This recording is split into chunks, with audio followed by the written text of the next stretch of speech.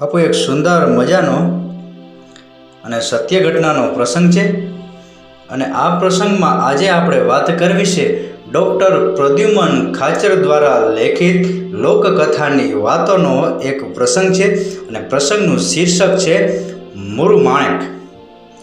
કાઠિયાવાડની ધરતી પર અનેક બારવટિયાઓએ એક દેશી રજવાડામાં થયા હતા। એમાંના મોટા ભાગમાં તો પોતાના કોઈ અન્યાય કે પારકાના અન્યાયને લઈને પણ બારવટે ચડેલા અને અંગ્રેજો અને રાજાઓને મોઢે ફીણ લાવી તોબા તોબા પોકારી દીધા હતા। ભલે અંગ્રેજોને રાજવીઓએ રાજ સત્તાના માલિક હતા, તેની પાસે ફોજો હતી, બળ હતું, નાણાં હતા, પણ બારવટિયાની સામે તો એ બધું જ ટૂંકું અને વિષાદ વિનાનું થઈ પડ્યું હતું। એક જ બારવટિયાને મહાત કરવા માટે રજવાડાઓ પણ હાંફી જતા હતા। એવો વાઘેર બારવટિયાઓને હરાવવા અંગ્રેજ સરકાર જૂનાગઢ, જામનગર, પોરબંદર રાજ્યની એમ ચાર ફોજ ભેગી મળી અને કામ કરવું પડ્યું હતું અને એ બારવટાનો અંત માછરડાની ટેકરી પણ આવ્યો હતો। એવા જ એક નેક અને ઓખાના રાજા ગણાય એવા મુરુ માણેકના બારવટાની વાત આજે આપણે માનવી છે। એક કાળે આ ધરતી પર કેવા દયાળુ અને ન્યાયનો પક્ષ લેનારા માણસો પાક્યા હતા કે જેઓ બીજાના દુઃખ અને અન્યાયને પોતાના અન્યાય માની બેસતા હતા। આવા પરદુક ભંજન ઓખા મંડળના બારવટિયા જોધા માણેક અને મુરુ માણેક હતા। આ વાઘેર બારવટિયાઓને ગાયકવાડ સરકાર અને અંગ્રેજોએ અન્યાય કર્યો અને બેટ દ્વારકા અને દ્વારકા પર તોપું મંડાણી અને એ સમયે મંદિર પણ ઉડાવી દેવાયા। ત્યારે વાઘેરોએ જબરી ટોળી ઊભી કરી અને બ્રિટિશ સરકારની શાન ઠેકાણે લાવવા અનેક લાંઘણો કરી, ઉજાગરા અને રજળપાટ કરી બહારવટું આદર્યું અને આ બહારવટામાં નીતિ ધર્મનું ખાસ ધ્યાન રાખવામાં આવતું, જેમાં સ્ત્રી, બ્રાહ્મણ, ચારણ, વિષ્ટિકાર કે નબળાને કદી રંજાડવામાં આવતો નહીં। અરે એના બારવટાનો એક પ્રસંગ જોવા જઈએ ને તો પણ આપણને એની ખાનદાની, એની રખાવટ, એના ઓળઘોળ થઈ જવાનું મન થઈ જાય કે વાહ, જણનારીએ જણ્યા છે હો। જો આવા જ નગર પૂંગવો આ ધરતી ઉપર પાકતા હોત તો કદી પણ અન્યાય રહેત જ નહીં। પોલીસને અને ન્યાયાધીશોને કાયમને માટે નવરાજ બેસવું પડે। મુરુ માણેક વડોદરાની જેલ તોડી અને પાછા કાઠિયાવાડ આવ્યા છે અને માધવપુરના માધવરાયના મંદિરમાં દરવાજા ખોલાવી અને પોક મૂકીને રેડેલા એ મુરુ માણેક પોરબંદર પંથકના ગામડાઓ ગમરોડી રહ્યા હતા અને લોકો તેની ઓખાના રાજા માની રહ્યા છે। બરોબર આવા સમયે એક વિધવા ભાઈ સુતારના દીકરાનું સગપણ થયેલું પણ તેની સાથે ન પરણાવતા જેને બીજે દેવાઈ ગઈ છે અને એ સવેલી ઉપાડવા જેવું બન્યું છે। સુતારની આંખમાંથી ટપ ટપ આંસુડા પડે છે, ઊંઘ ઉડી ગઈ છે। રાત દિવસ સુતાર વિચારો કર્યા કરે છે કે જો આ લગ્ન નહીં થાય તો મારી વિધવા માને તો બીમારીની આંખો દુખી અને જિંદગીના દુઃખ દહાડા કાઢવા પડશે। આથી બિચારો આના માટે દર ભટકી પોતાને થયેલા અન્યાયની વાતો માંડી રહ્યો છે, પણ દરેક તેને ઠીક લાગે એવા રસ્તા બતાવે અને આશ્વાસન આપે છે। છેવટે સુતારે પોતાની નાતને પણ વાત કરી।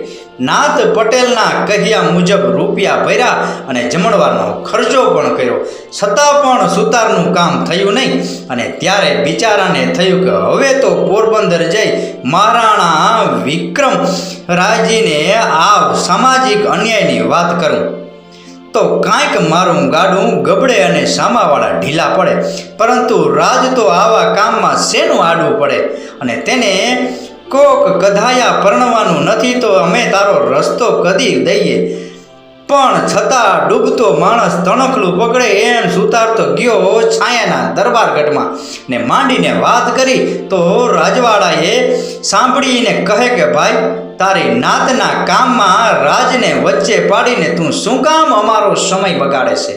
આવું સાંભળી બિચારો સુતાર લાચાર બની ગયો અને પાછો દરગાહ ગઢમાંથી પોચા પગલે વળી ત્યારે તેને ઓખા મંડળ બારવટિયાઓ પોતાને મદદે આવશે એવું વહાણ આવ્યું અને એ ગામે ગામથી મુરુ માણેકના ઠામ ઠેકાણા પૂછતો આવ્યો અને મુરુ માણેકના પડાવમાં ઠેકાણે પહોંચ્યો. ત્યાં તો ચોકી કરતા પહેરાવદારને અરજ લગાવી કે આ સુતાર વળી અહીં શું કામ આવ્યો હશે? આપણે ક્યાં ગઢના કમાળો અહીં ધડાવવા છે? નજીક આવી સુતાર માંડીને વાત કરે છે કે હું બધેથી હારીને આવ્યો છું ને મને અન્યાય થયો છે, આ બાબતે મને મદદ કરો. ત્યારે પેલે તો મુરુ માણેકે ખીજાયો અને કહ્યું કે અમે કોઈને પરણાવવા નીકળ્યા છીએ, જા. પણ આખરે સુતારની લાંબી અને મનની દુઃખ વાત સાંભળી અને મુરુ માણેકનું હૃદય પણ પીગળી ગયું અને તે સુતારને કહે છે કે હવે તારું દુઃખ ભાંગું નહીં તો ત્યાં જ પરણાવું, નહીં તો વાઘેર મટી જાઉં. વળી પાછો મુરુ માણેકના મનમાં વિચાર આવ્યો કે ક્યાંય આમાં અવળું ન થઈ બેસે, નહીતર માધવરાય મારી ભેગો નહીં રહે. તો સુતારને પૂછ્યું કે હે સુતાર, કન્યાને તો તારી સાથે પરણાવવાની ઈચ્છા છે કે નહીં? સુતાર કહે હા બાપુ, એ તો પરણાવવા રાજી જ છે. મુરુ માણેકે સુતારને પરણાવવાના વચને સીલ માર્યું અને કહ્યું કે આજે એક શરત તારે પાડવી પડશે.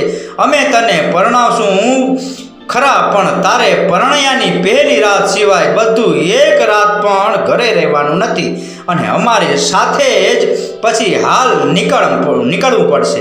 સુતાર થોડો ખંડકાયો, પણ સામાવાળાની ખીજ અને પોતાની મનની માનેલી સવેલી કોઈની ન ઉપાડી જાય એ માટે મંજૂર થઈ ગયો.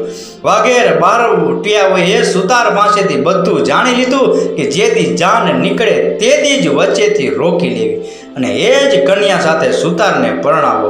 હવે બારવટિયાઓએ ઓડામાં બેઠા છે ત્યાં તો લગન ગીતના ઝાકોર બોલાવવા માંડ્યા ને તરત બધા બારવટિયાઓ જાનને ઘેરી વળ્યા ને ખબરદાર કોઈએ જો દેકારો મચાવ્યો નહીં તો વરરાજાનું અમારે કામ છે. શણગાર ઉતાવી લીધો અને બિચારાના પગે ગરીબડા સુતારને પહેરાવ્યો. પછી પેલા વરરાજો તો બિચારો નિમાણો થઈ પડ્યો અને સામે બારવટિયા ઊભા છે, કશું બોલાશે તો ચકચકતી સગી ન જાય એ જાણે છે. આ રીતે સુતારને શણગારી વરરાજો બનાવી જાનડિયું પાછા ગીત ગવડાવી અને પેલી સવેલી ઉપાડી જનારને જ બેન સાથે લૂણ ઉતરાવી સુતારને 4 ફેરા ફેરાવ્યા અને સુતારને થયેલ અન્યાય રોકાયો. આ વાઘેર બારવટિયામાં જોધા માણેક ગીરમાં તાવને કારણે મૃત્યુ પામ્યા, જે જગ્યા આજે જોધા આંબલી તરીકે ઓળખાય છે. અને તેમાં 2 ભત્રીજા દેવા માણેકનું મોત માછરડાની ધાર પર તારીખ 29/12/1867ની લડાઈમાં થયું હતું અને મુરુ માણેકનું મોત પોરબંદર પાસેના વાછોડા ગામના ધીંગાણામાં થયું હતું. તો બાપુ આવા હતા એ સમયના બારવટિયા કે જેણે પોતાનો જીવ જોખમમાં નાખી અને બીજા માટે લડી પડવા માટે આવા બારવટિયાઓ વખણાય છે અને આવા બારવટિયાના નામ આ દુનિયામાં રહે છે. આ હતો મુરુ માણેકના જીવનમાં બનેલો એક સત્ય ઘટનાનો પ્રસંગ. આ પ્રસંગ પૂરેપૂરો સાંભળ્યો એ બદલ આપનો ખૂબ ખૂબ આભાર. આપનો દિવસ શુભ રહે. મહાદેવ હર.